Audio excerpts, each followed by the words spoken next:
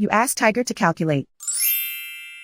This deals with finding the midpoint between 2 points. The midpoint between the 2 points is 26, 3.5. Let's solve it step by step. Plot the 2 points and calculate the midpoint using the formula.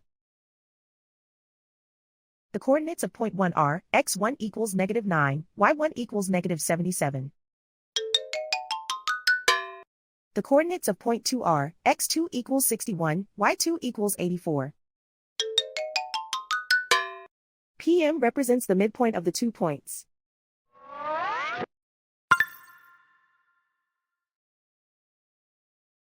Use the x values in the midpoint formula to find the midpoints x. x1 equals -9. x2 equals 61. Simplify the arithmetic.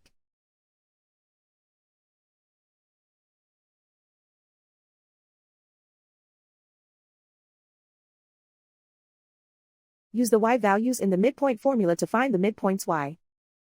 y1 equals -77. y2 equals 84.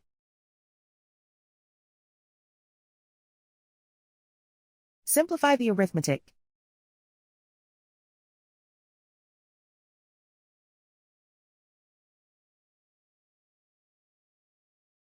And so, the midpoint is 26, 3.5.